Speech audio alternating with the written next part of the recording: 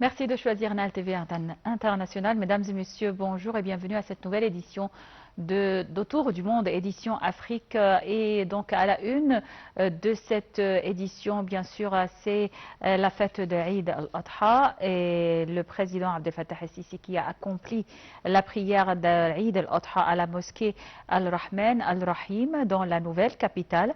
La prière a été dirigée par le ministre des Waqf, Dr Oussem Al-Azhari, qui a souligné dans son sermon que Dieu a donné aux actes d'adoration une forme, un esprit et une finalité, insistant sur la nécessité de faire revivre les objectifs spirituels des rites religieux tout en respectant leurs pratiques. Le ministre des Waqf a ajouté que l'un des plus grands objectifs du Hajj est de permettre aux fidèles de témoigner des bienfaits de la rencontre humaine où des personnes de différentes origines et langues se réunissent dans une scène unique, faisant disparaître l'orgueil et l'égoïsme. La prière s'est déroulée en présence du grand imam d'Al-Azhar, Ahmad Al-Tayyib, ainsi que de plusieurs ministres et hauts responsables de l'État et des forces armées.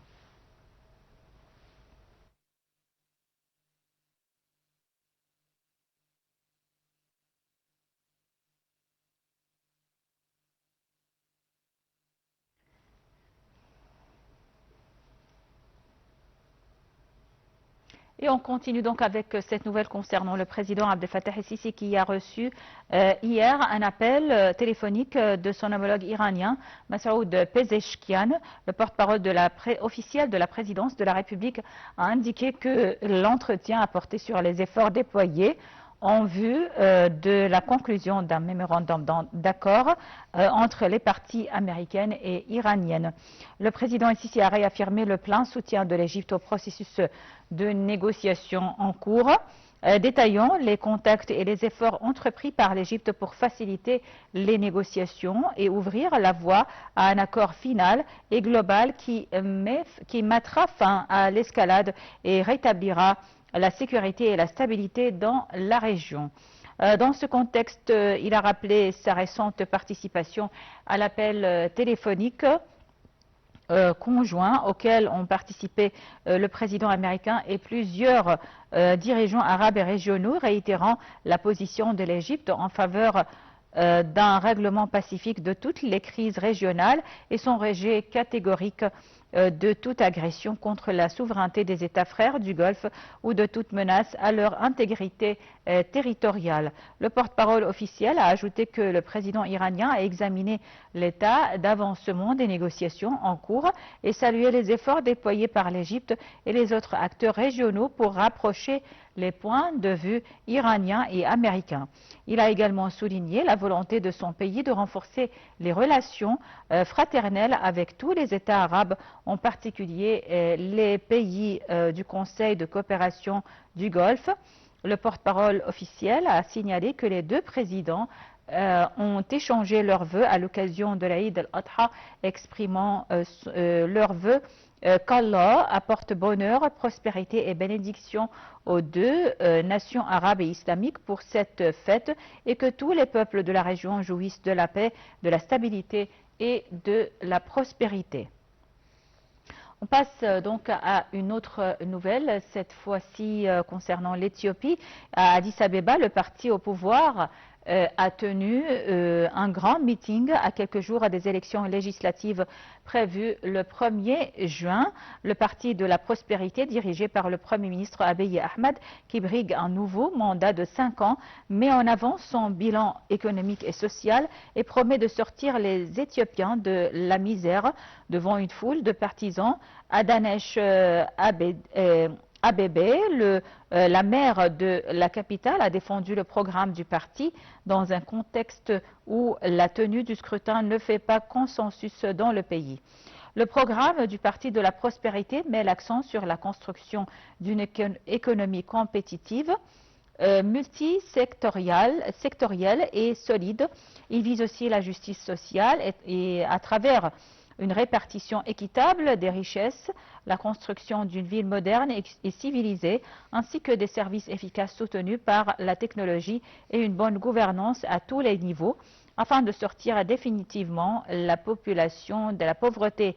La campagne électorale se déroule dans un contexte tendu, marqué par l'insécurité dans plusieurs régions du pays. Pour de nombreux partis d'opposition, les conditions ne sont pas réunies pour garantir un scrutin libre, sécurisé et apaisé.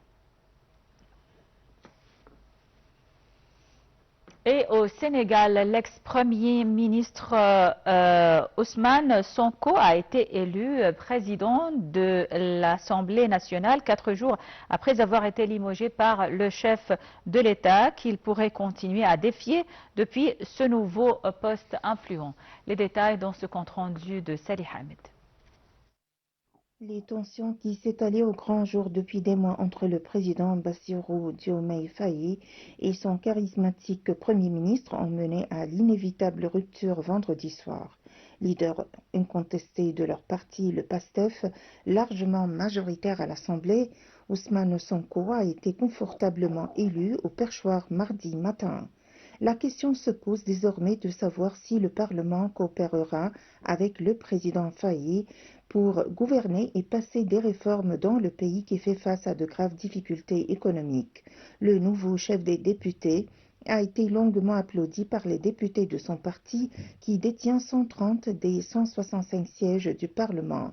Il remplace Al-Malek Ndiaye qui avait démissionné dimanche pour lui céder la place. Après son installation au perchoir de l'Assemblée nationale, M. Sonko a déclaré qu'il n'utilisera pas cette responsabilité pour organiser le chaos institutionnel.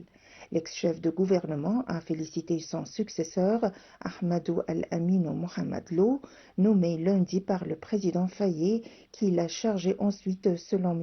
Lo, de former un gouvernement dans les plus brefs délais. La nomination de M. Lo est interprétée comme un appel de pied aux bailleurs et aux investisseurs en raison des difficultés financières du pays ouest-africain dont l'économie est plombée par une dette atteignant 132% du PIB.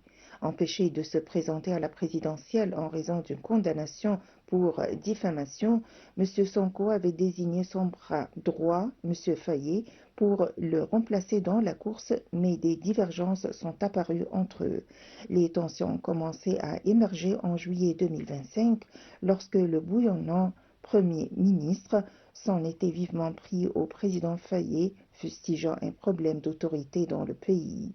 Début mai, le président avait critiqué la personnalisation excessive de son Premier ministre au sein du parti au pouvoir.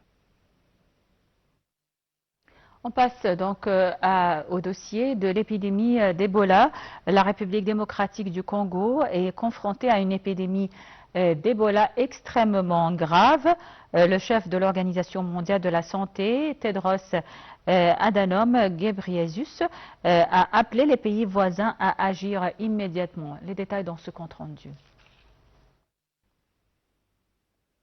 S'exprimant lors d'une réunion ministérielle en ligne organisée par l'Agence sanitaire de l'Union africaine, l'Africa CDC, le chef de l'Organisation mondiale de la santé, Tedros Adhanom, a rappelé que plusieurs aspects de l'épidémie Ebola la rendent particulièrement difficile à gérer, une épidémie qui progresse très rapidement. Le directeur général de l'OMS a prévu de se rendre mardi en RDC avec le directeur exécutif chargé du programme OMS de gestion des situations d'urgence sanitaire. La RDC a déclaré le 15 mai une épidémie de maladie Ebola causée par le virus Bundibugyo, contre lequel il n'existe aujourd'hui ni vaccin ni traitement spécifique et qui présente un taux de létalité allant jusqu'à 50%. L'OMS a déclenché une alerte sanitaire internationale. Jusqu'à présent, 101 cas ont été confirmés en RDC avec 10 décès confirmés. Selon M. Tedros, il y a désormais plus de 900 cas suspects et 220 décès suspects.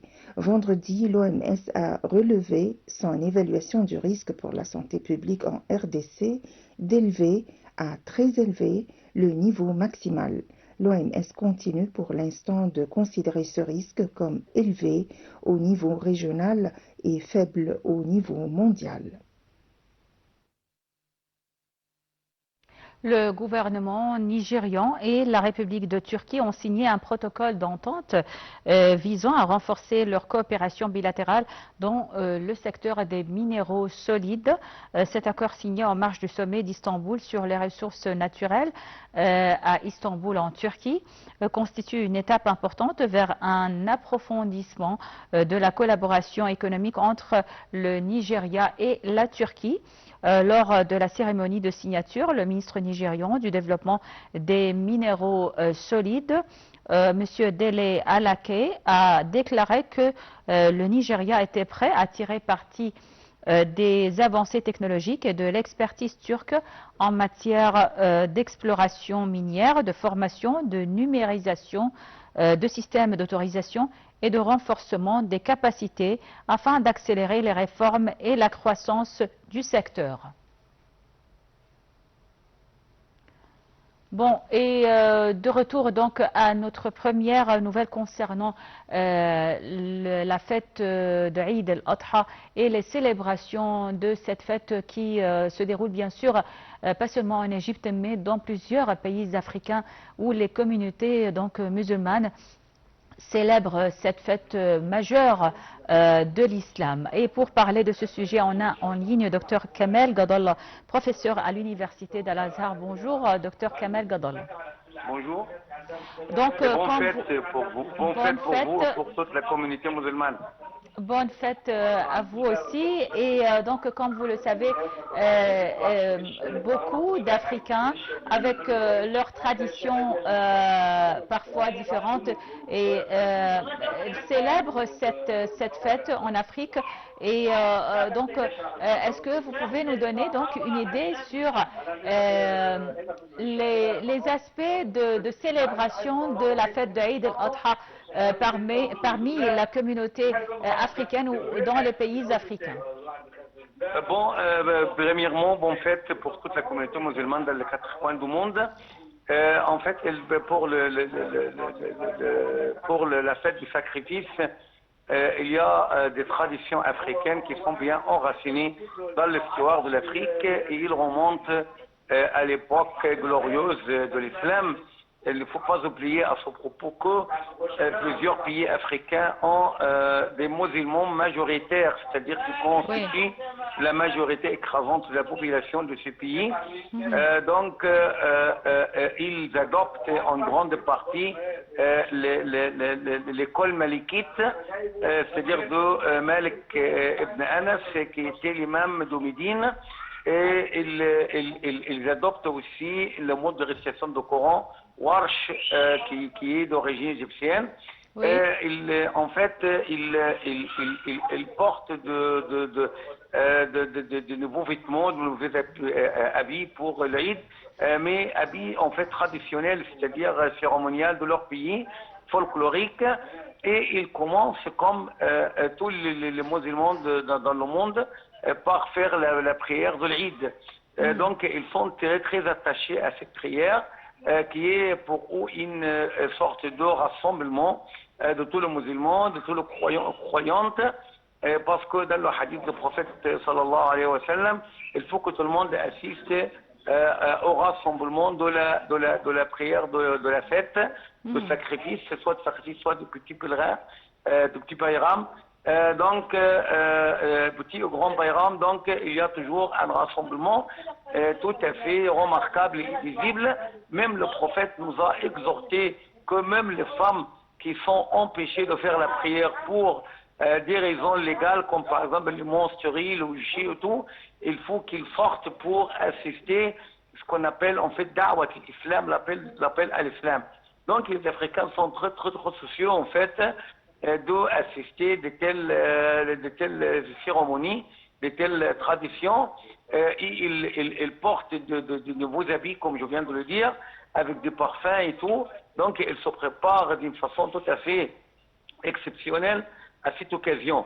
Il y a aussi le repas de l'Eid, donc un repas familial ou de grandes familles, c'est-à-dire par exemple des familles qui se composent de dizaines et parfois des centaines de personnes, hommes ou femmes, qui s'installent à la table, ou bien à ce festin, un grand festin en fait, organisé par les dignitaires de la tribu, en tête le chef de la tribu, pour prendre ce repas. Oui. Et il y a plusieurs invités. En fait, docteur Kamal Gadallah, ce sont presque les mêmes rituels, les mêmes aspects de fête dans tous les pays musulmans et africains. Alors, docteur Kamal Gadallah, professeur à l'université d'Al-Azhar, merci beaucoup pour votre intervention. Passez une excellente journée et une excellente fête aussi. Et on termine donc avec ce reportage sur l'intelligence artificielle en Afrique et l'Afrique qui accélère l'adoption des outils génératifs.